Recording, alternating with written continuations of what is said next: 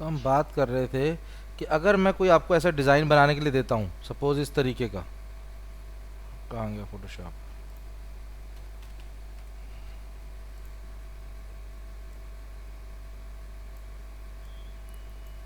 अगर हमें ऐसा डिज़ाइन बनाना है कोई फोटोशॉप के टाइप का कोरल ड्रॉ में, तो हम कैसे बनाएंगे? ठीक है, तो इसके लिए हमारे पास क्या होता है कि प्लेस इनसाइड द फ्रेम एक ऑप्शन होती है।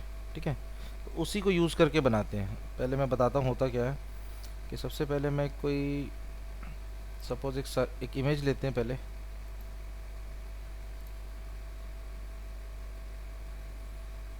कहाँ गया नीरज शर्मा इमेज, कोई एक इमेज ले लिया।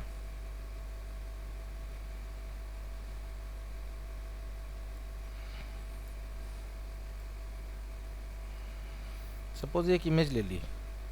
ठीक है, अब इस इमेज को एक सर्कल में डालना है मुझे। तो इमेज को अगर क्रॉप करना चाहें फोटोशॉप इसमें कोरल ड्रॉ में, तो क्या तरीका होता है कि आप शेप टूल लोगे और शेप टूल से सेलेक्ट करोगे एंकर पॉइंट्स को और इसको स्क्वीज डाउन कर सकते हो। लेकिन इस केस में होता क्या है कि सिर्फ और सिर्फ ये रेक्टेंगुलर या स्क्वायर कर सकते हो आप। ठीक है, आप सिर्फ और सिर्फ रेक्टेंगुलर या स्क्वायर कर सकते हो, लेकिन मैं कहूँ सर्कल के अंदर होनी चाहिए, तो वो पॉसिबल नहीं है।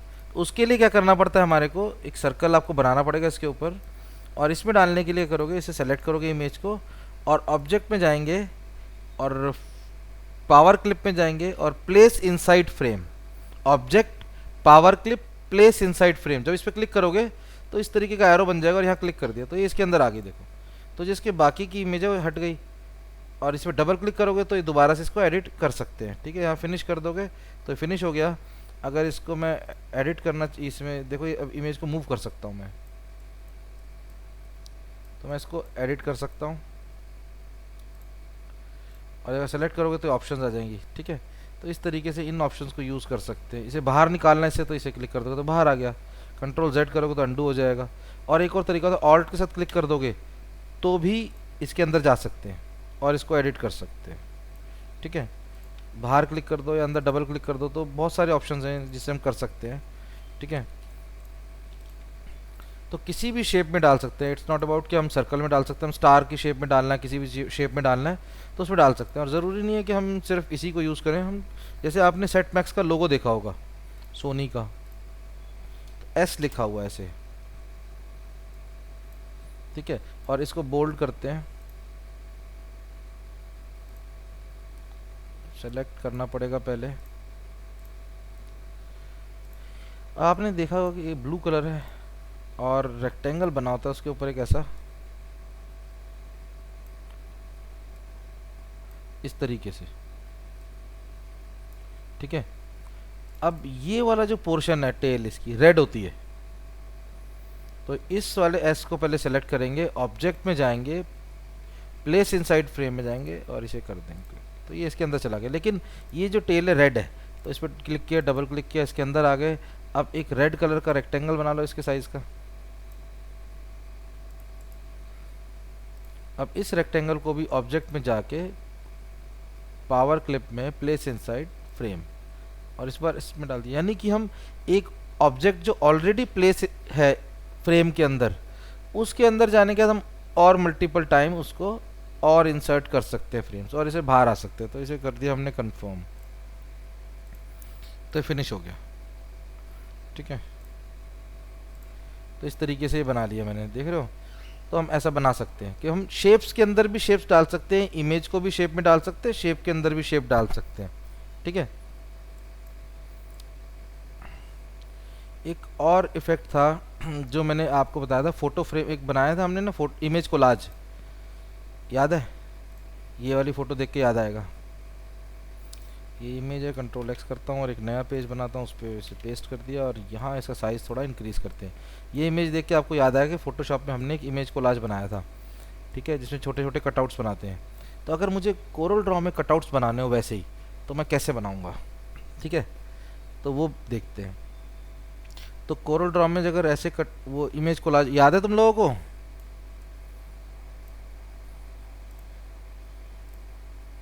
याद है? हाँ, तो बताते रहिए ना तुम लोग। तो अब वो इसमें बनाना है कोरल ड्रॉ में, तो कैसे बनाएंगे उसके स्टेप्स देख लो, क्योंकि इसमें काफ़ी सारी चीज़ें इन्वॉल्व हैं। सिखा तो सब रखा है, बट वो ये है कि ना यूज़ नहीं किया ना आपने प्रैक्टिकली, तो आपको पता नहीं चल पाएगा। तो मैं बताता हूँ, एक इमेज ले ली, इमेज लेने के बाद आप एक रेक्टेंगल ड्रॉ करोगे इस पर, इसमें वाइट कलर कर लिया। स्ट्रोक रिमूव करना चाहो तो कर सकते हो। इसी वाइट कलर के अंदर एक इसी को छोटा किया थोड़ा सा, और राइट क्लिक कर दिया, तो एक और बन गया। ऐसे ग्रे कर लेते हैं, कोई और कलर कर लो थोड़ा सा, तो अलग दिख रहा है। ठीक है, बन गया। अब इन दोनों को सेलेक्ट किया, ठीक है, बेशक ग्रुप कर लो इनको, ग्रुप कर दिया। साइज़ हल्का सा बड़ा कर लेता हूँ, कुछ ज़्यादा छोटा है। और अनग्रुप करते हैं थोड़ा सा, मेरे को बॉर्डर पतला चाहिए यार, ज़्यादा बड़ा हो रहा है। एडिट में जाके इसको हम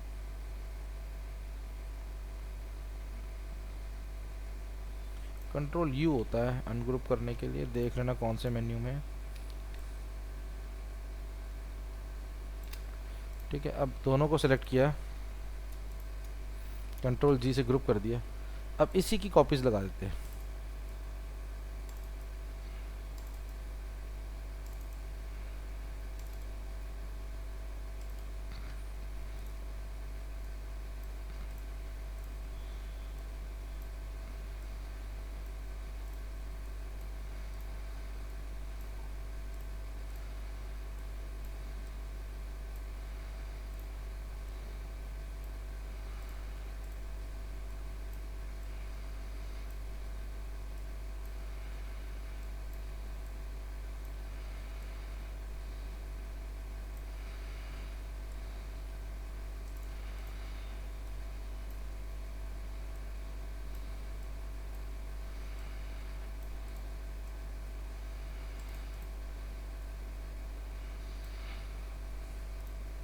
कुछ और कटआउट्स ले लिए मैंने,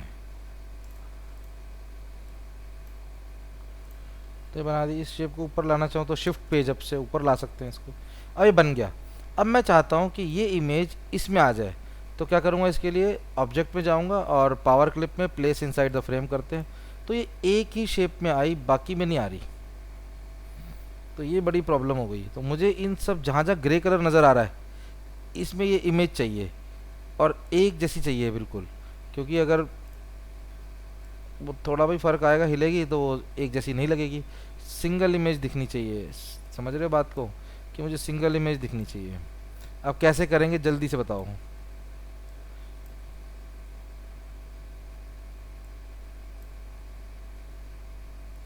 किसी को कोई आइडिया? ऐसे ही तुक्का मार दो कोई यार।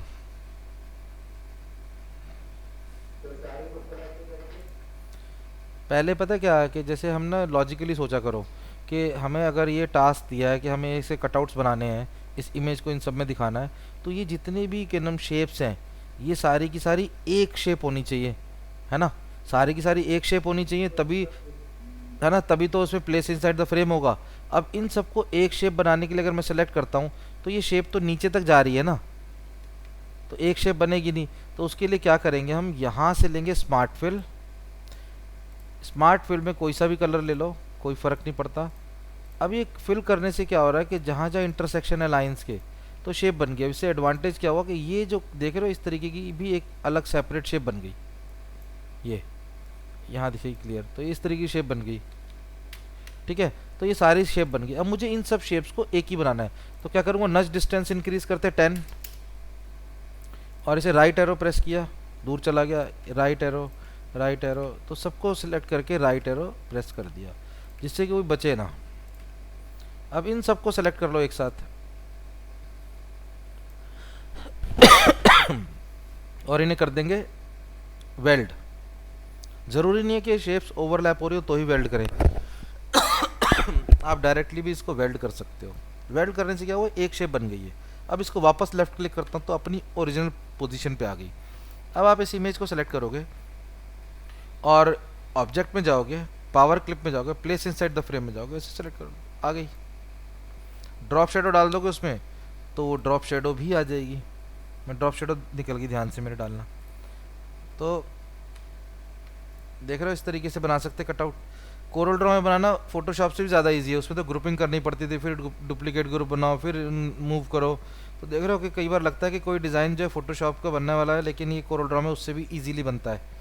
ठीक है, अब जो मैं आपको डिज़ाइन दिखाया था जहाँ से स्टार्ट हुआ था उसी को बनाते हैं। एक और इमेज लेते हैं, क्रिएटिव इमेजेस का फोल्डर है मेरे पास, और इसे मुझे टेक्स्ट लिखना है। अब थोड़ा साइज़ छोटा कर लूँ इसका, ठीक है, इसको भी थोड़ा स्क्वीज डाउन कर लो यार। मुझे यहाँ टेक्स्ट के अंदर इसे लाना है, तो पहले टेक्स्ट लिख लेते हैं।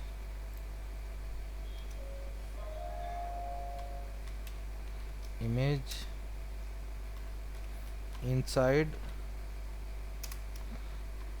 द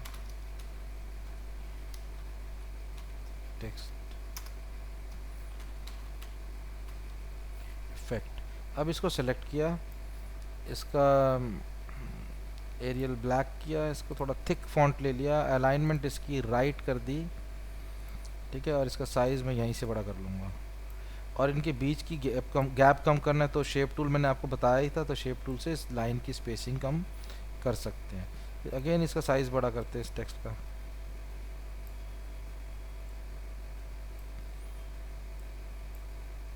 और मुझे इनको पास पास भी करना है, तो शेप टूल से लेके मैं इसको और पास पास कर देता हूँ।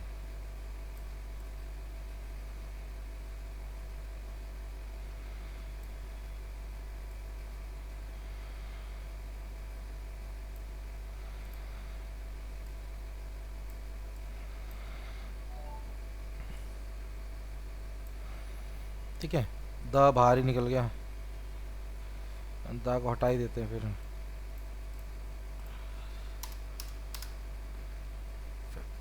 ठीक है, अब मुझे ये इमेज इसमें डालनी है, लेकिन होगा क्या कि अगर मैं इस इमेज को सेलेक्ट करता हूँ और इफेक्ट में जाता हूँ, ऑब्जेक्ट में power clip place inside the frame, इसमें डालते हैं, तो इसमें आगे पूरी की पूरी इमेज, बट जो वो इमेज थी बाकी की वो डिलीट हो गई, मतलब वो पूरी इनसाइड आ गई, बाकी हिडन हो गई है। तो इसे बाहर निकालते हैं और इसी की एक डुप्लीकेट इमेज लेते हैं। तो डुप्लीकेट इमेज लेने के लिए प्लस प्रेस कर दोगे तो एक और इमेज बन गई उसी के ऊपर। ठीक है, अब जाएंगे object, power clip, place inside frame, अब क्लिक कर दो इस पर, तो ये हो गया। इसको सेंड टू बैक कर दो, शिफ्ट पेज डाउन। ठीक है, और ये जो इमेज है इसे हमें क्रॉप भी करना पड़ेगा, क्योंकि ये पीछे दिख रही है पूरी, तो इफेक्ट नहीं आ पा रहा वो, तो इसे क्रॉप कर देते हैं। क्योंकि पीछे वाइट कलर दिख रहा है तो आप एक ब्लैक कलर का बॉक्स बना सकते हो, जिससे कि और इफेक्ट आ जाएगा। और इस ब्लैक कलर के बॉक्स को भी शिफ्ट सेंड टू बैक कर देते हैं, तो ये देखो बन गया इफेक्ट वो जो मैंने आपको दिखाया था। कितना ईजी है। किया क्या हमने, टेक्स्ट लिखा, टेक्स्ट लिखने में उस इमेज की डुप्लीकेट कॉपी बनाई, एक इमेज हाफ कर ली, हाफ इमेज मैंने साइड पे रख दी है इस तरीके से, और जो हाफ पोर्शन है उसको प्लेस इनसाइड द फ्रेम कर दिया। कैसे, ऑब्जेक्ट में जाने के बाद पावर क्लिप से प्लेस इनसाइड फ्रेम। तो प्लेस इनसाइड फ्रेम बहुत जगह यूज़ होता है अगर आप किसी इमेज को, किसी भी शेप को किसी शेप के अंदर डालना चाहते हो और क्रॉप या वेल ट्रिम मर्ज नहीं करना चाहते। जैसे इस केस में भी हमने ये रेक्टेंगल डाला था,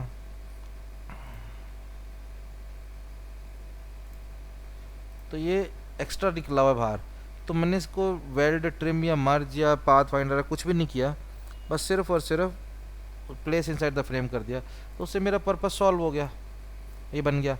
और इमेज को करना है तो इमेज भी हम इसमें डाल सकते हैं पावर क्लिप से हेल्प से। यहाँ जाते हैं तो ये मैंने एक बनाया इमेज कोलाज। इमेज कोलाज बनाने के लिए मैंने 2-3 टेक्निक यूज़ कर ली। कौन कौन सी, कि पहले शेप्स बना ली, शेप्स बनाने के बाद उसमें स्मार्ट फिल से फर्दर शेप्स बनाई। उन जो स्मार्ट फिल से शेप बनाई थी, नज डिस्टेंस को इंक्रीज़ करके उसको राइट शिफ्ट करके वेल्ड कर दिया। वेल्ड करने के बाद उसके अंदर मैंने प्लेस इनसाइड फ्रेम यूज़ कर लिया उस पर्टिकुलर इमेज के लिए, तो ये इमेज कोलाज बन गया। और यहाँ पर मैंने अभी बताया कैसे किया है। तो ये तीनों चीज़ें क्लियर हो गई आप लोगों को, कोई डाउट तो नहीं इसमें? ठीक है, आगे बढ़ते हैं।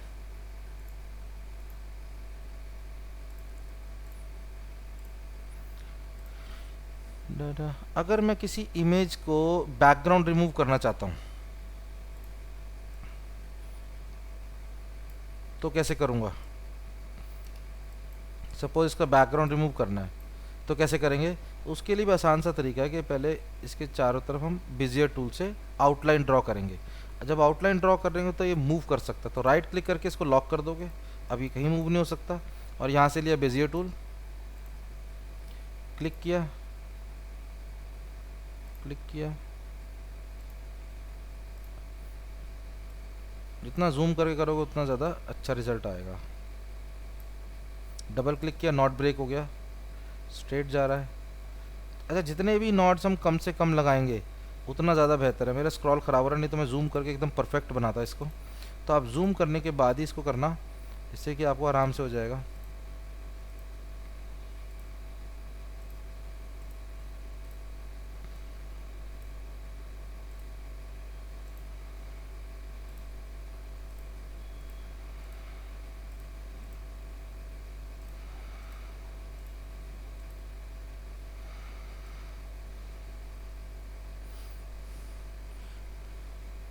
अगर मैं इसको देखो ऑल्ट प्रेस कर रहा हूँ ना, तो इस नॉट को भी हिला सकता हूँ।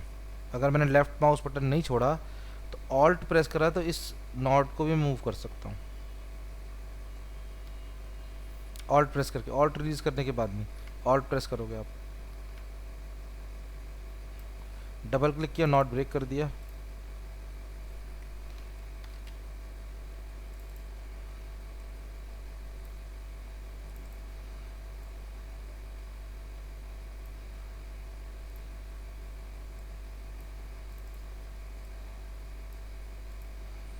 ये देखो इसकी आउटलाइन बना दी। अब आउटलाइन बनाने के बाद इसको अनलॉक करेंगे, इस इमेज को। इमेज सेलेक्ट है ही, object, power clip, place inside frame. तो ये इसका बैकग्राउंड भी चला गया। अगर हमें किसी भी इमेज का, अब इसको आउटलाइन हटा दो राइट क्लिक करके स्ट्रोक पे, तो आउटलाइन भी चली गई जो हमने बेजियर टूल से बनाई थी। तो किसी भी इमेज को बैकग्राउंड रिमूव करना है कोरल ड्रॉ के अंदर, तो आप इस तरीके से कर सकते हो। ठीक है, इसमें कोई डाउट तो नहीं, ईजी है। बेजियर बेजियर टूल से सिर्फ आउटलाइन बनानी है, उसको क्रॉप कर सकते हैं। इसी तरीके से इसकी ड्रॉप शेडो बनानी है, कुछ करना है, तो आप इसको इजीली यूज़ कर सकते हो। एक और पेज ऐड करता हूँ। इमेजेस के लिए कोरल ड्रॉ में बहुत सारे और भी टूल्स हैं, तो उनके बारे में बात करता हूँ कि वो कौन से टूल्स हैं।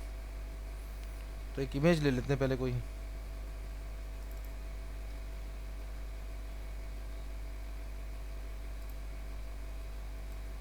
ये लेते, थोड़ा डार्क कलर है, सही लगेगी। Oh my God. तो यहाँ से साइज़ चेंज करते, 83 इंचज़ की है यार विड्थ इसकी।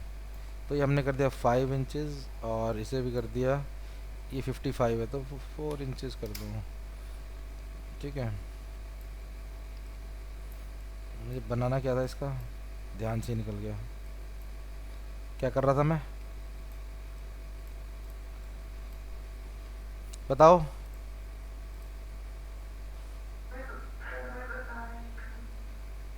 इमेज मैंने लाया क्यों था, कुछ करने वाला था इस इमेज से, मेरे ध्यान से निकल गया कि क्या करने वाला था। अच्छा हाँ, याद आ गया, याद आ गया, बस बस बस बस बस आ गया याद। पता है क्या हुआ, तो यहाँ से बिटमैप पे जाएंगे। बिटमैप के अंदर सारी की सारी ऑप्शंस होती हैं। तो यहाँ हमारे पास, इसमें चेंज कर दिया नए वाले में, सॉरी, इफ़ेक्ट्स में जाओ, फिर इफ़ेक्ट्स के अंदर 3D इफ़ेक्ट्स होते हैं। ठीक है, तो इन 3D इफ़ेक्ट्स को हम यूज़ कर सकते हैं इमेजेस पर। ठीक है, पहले क्या था कि ये जो बिटमैप के नीचे ही थे सारे के सारे इफ़ेक्ट, तो ये सिर्फ हम इमेजेस पे काम कर पाते थे। अब ये इफ़ेक्ट का मेन्यू नए वर्जन में यहाँ आ गया है। यहाँ आने से क्या हुआ कि जितने भी ये इफ़ेक्ट्स थे सारे के सारे सेपरेट हो गए, और ये शेप्स पे भी चलते हैं। पहले हम शेप पे चलाने के लिए उसे बिटमैप में कन्वर्ट करते थे, कन्वर्ट टू बिटमैप। तो अगर एक रेक्टेंगल भी बनाया है तो उसको बिटमैप में एक एज एन इमेज कन्वर्ट करना पड़ता था, फिर हम उसके नीचे से इफेक्ट यूज़ कर पाते थे। अब क्या है कि डायरेक्टली भी यूज़ कर सकते हो। तो इस इमेज का साइज़ छोटा करता हूँ और मैं इन सब टूल्स के बारे में जल्दी जल्दी बता देता हूँ। तो इफेक्ट्स में गए, इफेक्ट्स के अंदर हमारे पास है 3D इफेक्ट। 3D इफेक्ट के अंदर 3D रोटेट। 3D रोटेट पे क्लिक करने का ये डायलॉग बॉक्स आता है नया, लेकिन उसे मूव क्यों नहीं हो रहा ये। तो ये क्या है कि 3D क्यूब की तरह है, यानी एक बॉक्स है, उसके बॉक्स के एक साइड पे जैसे हमने सपोज ये इमेज पेस्ट कर दी, ठीक है, और अब मैं इसको मूव करूँगा तो उस तरीके से ये मूव होके दिखाएगा।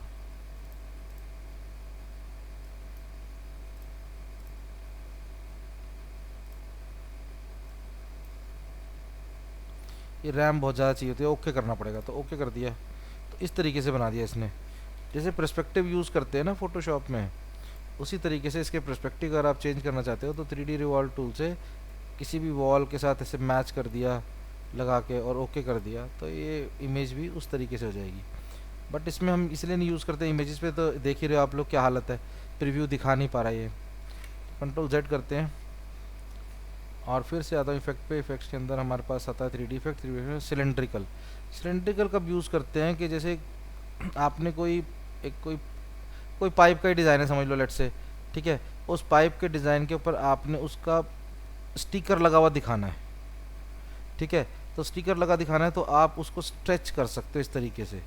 जैसे अब ये इसको बढ़ा रखा है इसको, तो इस तरीके से स्ट्रेच कर दिया इसको, ये देखो प्रीव्यू दिखा रहा है, एक्चुअल में इसकी पोजीशन ये है, नॉर्मल जा रहा है। अगर मैं इसको स्ट्रेच करता हूँ तो बीच में से स्ट्रेच हो रहा है, ऊपर और नीचे की तरफ इमेज जा रही है, तो ये सिलेंड्रिकल शेप में आ रही है एक्चुअल में।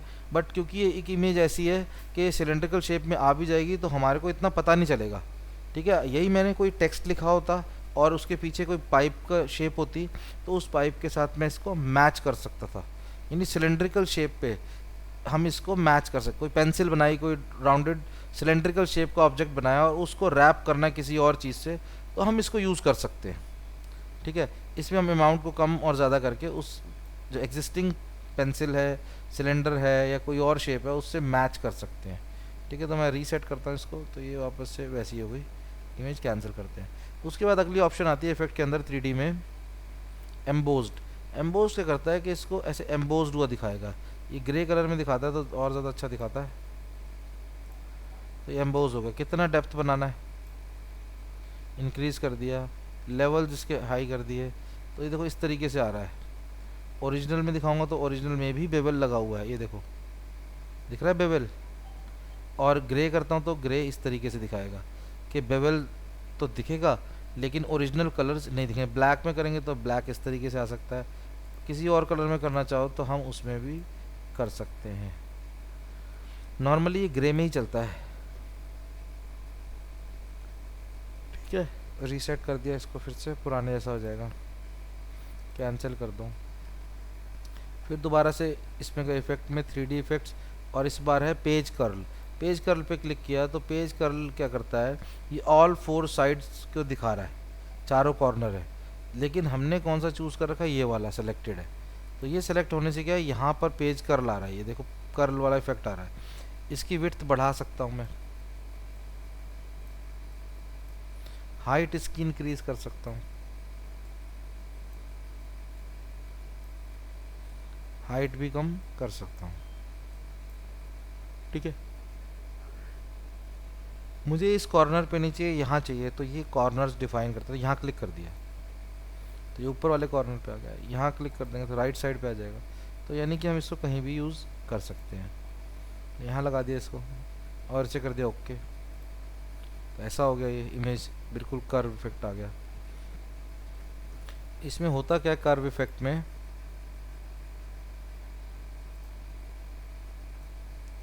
कि जो ये बैकग्राउंड कलर कर्ल का कलर ये है, ये आ रहा है, और बैकग्राउंड कलर वाइट है।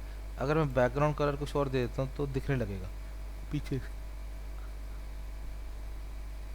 अभी वाइट है ना तो पीछे के साथ मैच कर जा रहा था, अब ये अलग कलर कर दिया तो दिख रहा है। तो मैं यहाँ से फिर से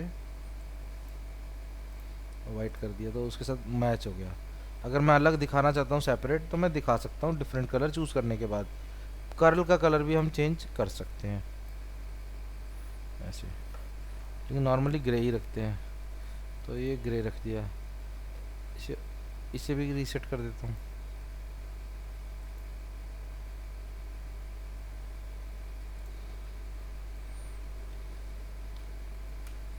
ठीक है। 1 सेकंड होल्ड करना।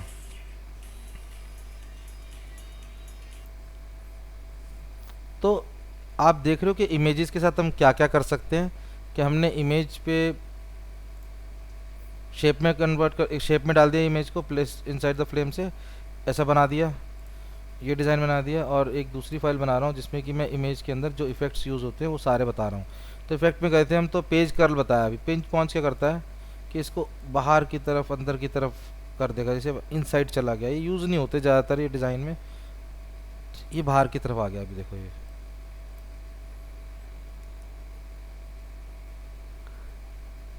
बहुत रेयर यूज़ होता है ये। नॉर्मली क्या होता है, जैसे हमने ग्लोब बनाया, अब उस फ्लैट ग्लोब को 3D लुक देना है, तब हम यूज़ कर सकते हैं। यहाँ पर हमारे पास होता है सफ़ेराइज, सफ़ेर। तो ये देखो सफ़ेर बन गया, जितना बनाना चाहते हैं उस तरीके से। तो ये मैंने ऐसा बना दिया। तो प्रीव्यू करेंगे ऑन, ओके करो इसको, तो ऐसे गोल बना हुआ आ जाएगा। तो अगर वर्ल्ड का मैप लूँगा और सफ़ेर चला दूंगा उस पर, तो ऐसे गोलाई आ जाएगी इसकी। जस्ट हो गया। इमेजेस पे काम बहुत स्लो होता है, इसमें काफ़ी अच्छी खासी रैम चाहिए अगर आप करना चाहते हो ज़्यादा ऐसा कुछ। तो हो गया। ये देखो यहाँ बने हुआ नज़र आ रहा है कुछ हल्का सा। तो अगर मैं ग्लोब ले लेता फ्लैट, तो उसमें बहुत अच्छा लगता है ये। या मुझे कुछ और बनाना है, सपोज़ मैंने कुछ 3D लुक देने के लिए, 3D लुक में मैंने आपको फुटबॉल बनानी सिखाई थी,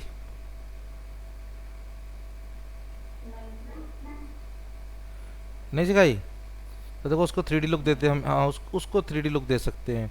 जैसे यहाँ से लिया हमने पॉलीगन, एक पॉलीगन बना दिया, 6 साइड्स का बनाएंगे। तो यहाँ से 6 साइड्स ले ली और इसकी हाइट विड्थ बराबर कर देते हैं, तो 1/1। ठीक है, इस शेप को सिलेक्ट किया और इसकी एक कॉपी लगा दी इधर, control D D D D D D D, और इन सब को शेप्स को सिलेक्ट किया और इसकी भी एक डुप्लीकेट लगा दी। इन सब को सेलेक्ट किया, अब इसी की भी एक डुप्लीकेट लगा दी, कंट्रोल डी डी। तो ये बन गया इस तरीके से। अब इसमें मुझे कलर फिल करना है ऑल्टरनेट में, तो पहले सिलेक्शन बना लेता हूँ, शिफ्ट के साथ क्लिक करता जा रहा हूँ।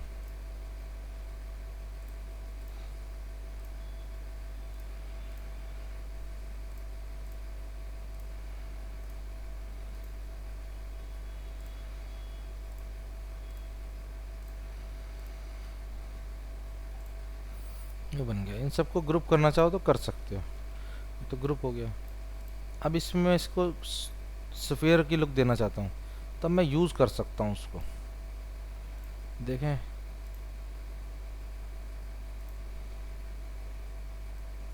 दिखा रहा है कुछ हो रहा है इससे, नहीं तो दूसरा तरीका बता दूंगा।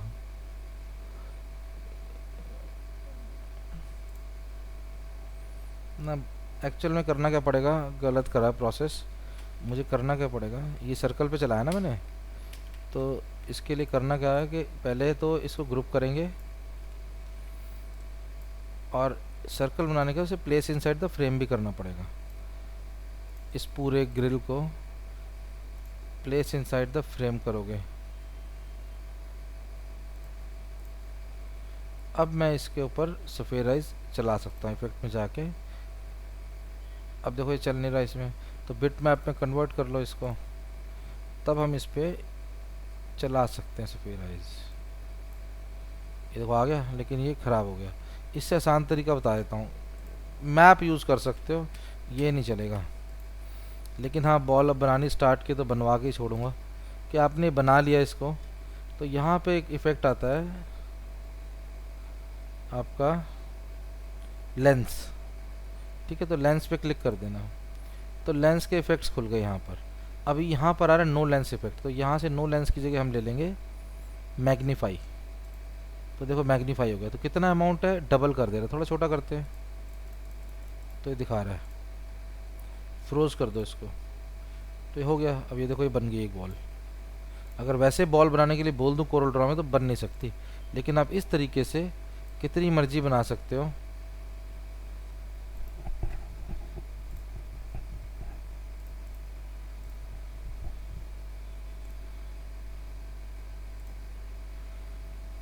नो लेंस की जगह लेंगे मैग्नीफाई, और मैग्नीफाई के अंदर थोड़ा सा कम कर लेना जितना ज़रूरत है। इसको मूव करके भी देख सकते हो कहाँ अच्छा व्यू आ रहा है, तो यहाँ से बढ़ा भी सकते हैं, इसको कम भी कर सकते हैं, और फ्रोज करते ही फिक्स हो जाएगा, तो इसे निकाल सकते हैं। तो आप अलग अलग तरीके की बॉल्स बना सकते हो। देख रहे हो इसमें भी सफेराइज का इफेक्ट आ गया। वो जो है इमेजेस वाले जिसकी हम बात कर रहे थे, सफेराइज, अगर जैसे वर्ल्ड का मैप है कोई, उसको सफियर में कन्वर्ट करना है तो हम कर सकते हैं, तो वो अच्छी लुक दे देगा। और जो एक्स्ट्रा पोर्शन निकलेगा उसका, उसको सर्कल बना के प्लेस इनसाइड द फ्रेम कर देना। समझ गए? इसका तरीका ये है। जैसे इसी को डायरेक्ट अगर सफेराइज करता हूँ,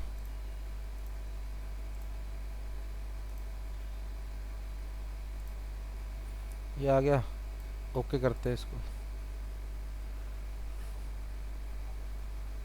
ये तो क्या नाम, लाइंस पतली होने की वजह से पूरा ही ख़राब हो रहा है। अब जैसे बन के आ जाएगा ना मैप में तो बन जाएगा, तब आप इसके ऊपर क्या करोगे, एक सर्कल बना लोगे और फिर प्लेस इनसाइड द फ्रेम कर दोगे, तो वो उतना ही पोर्शन दिखेगा जितना हमने उसको सफ़ियर की शेप दी है, बाकी नहीं दिखेगा। ठीक है? आई होप तुम लोग समझ गए होगे, कर लोगे। ठीक है? अभी जितना इमेज कैसे क्रॉप करनी समझ में आ गया? कैसे ढीले ढीले कैसे हो रहे हो तुम लोग?